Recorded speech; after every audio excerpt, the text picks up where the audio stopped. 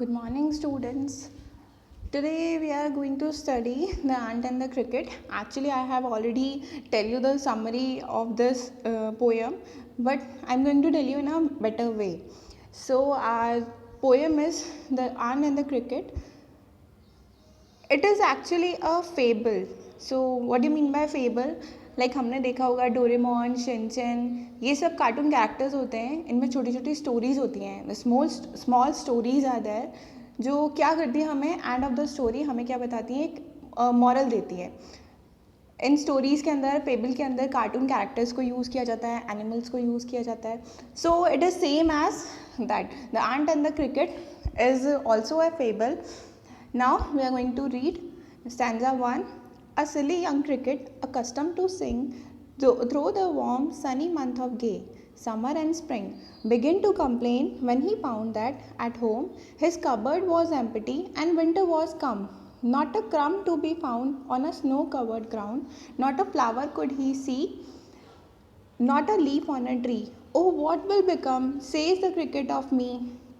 तो in this stanza the point wants to say that एक silly young cricket है, वो क्या करता है, चाहे वार्म हो, समर हो, स्प्रिंग हो, कितना कैसा ही एटमोसफियर हो, वो क्या करता है, सिर्फ गाना ही गाता रहता है.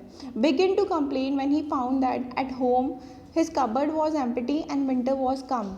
और फिर एंड ऑफ द समर और स्प्रिंग उसने देखा कि जब विंटर आने वाली है तो क्या हुआ कि उसके कबर्ड में और उसके घर में बिल्कुल भी खाने के लिए नॉट अ सिंगल ब्रेड, एक ब्रेड भी नहीं है कि वो उसे खा सके. Not a crumb to be found. Crumb is a small piece of bread. ठीक है. On the snow covered ground not a flower could he see. अब जब आपने देखा होगा विंटर्स होती हैं तो प्लांट्स के ऊपर फ्लावर्स भी नहीं लगते. तो सेम ही किसके साथ हुआ, क्रिकेट के साथ. उसने भी क्या देखा कि ना तो कोई फ्लावर है, ना ही कोई स्मॉल प्लांट है जिसको वो ईट कर सके. Not a leaf on a tree, एक लीफ भी नहीं है ट्री के ऊपर. Oh what will become, says the cricket of me. तो अब क्रिकेट बोलता है कि अब मेरा क्या होगा, मुझे तो मेरे पास तो कुछ खाने के लिए है ही नहीं, अब मैं कैसे जीऊँगा. Now the stanza 2 is, at last by starvation and famine made bold, all dripping with wet and all trembling with cold, away he set off to a misery ant to see if, to keep him alive, he would grant him shelter from the rain and a mouthful of grain. He wished only to borrow, he had repaid tomorrow. If not, he must die of starvation and sorrow.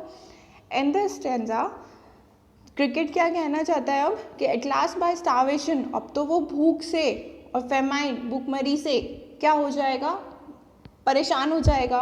तो उसके भूख ने उसको क्या करा, bold बना दिया. At last by starvation and famine made bold, उसको बोल्ड बना दिया. कैसे, ऑल ड्रिपिंग विद वेट, भीगता हुआ, and all trembling with cold, और ठंड में कप कपाता हुआ.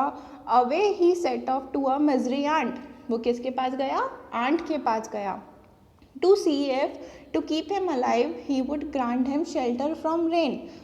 उसने क्या सोचा कि वो आंट के पास जाएगा तो उसे इतना परेशान होते हुए वो क्या करेगी, उसे रेन से बचा लेगी, और and a mouthful of grain, और उसे कुछ खाने के लिए भी दे देगी. He wished only to borrow, he had repaid tomorrow. उसने क्या बोला क्रिकेट ने कि वो उससे कुछ खाने के लिए ले लेगा, बोरो कर लेगा, और नेक्स्ट डे या फिर जब भी उसके पास वापस सामान आएगा तो वो उसको रीपे कर देगा. If not he must die of starvation and sorrow. अगर उसको नहीं मिला खाने के लिए तो क्या होगा, वो भूख से मर जाएगा, भूख से और दुख से मर जाएगा. In the third stanza, the poet says the ant to the cricket, I am your servant and friend, but we ant never borrow, we ants never lend. But tell me, dear cricket, did you lay nothing by when the weather was warm? Quoth cricket, not I, my heart was so light that I sang day and night. तो अब वो aunt के पास जाता है तो aunt उससे क्या बोलते हैं क्रिकेट से, I am your servant and friend, मैं तुम्हारी सर्वेंट भी हो सकती हूँ और फ्रेंड भी हो सकती हूँ. But we ant never borrow, we ants never lend. ना तो हम किसी को उधार देते हैं, ना हम किसी से उधार लेते हैं, ऐसा आंट ने बोला. But tell me dear cricket, do you lay nothing by. बट तुम मुझे ये बताओ तुम्हारे पास कुछ भी नहीं बचा है. When the weather was warm, caught the cricket not I, जब वेदर वार्म था क्या तुमने कुछ भी इकट्ठा नहीं किया?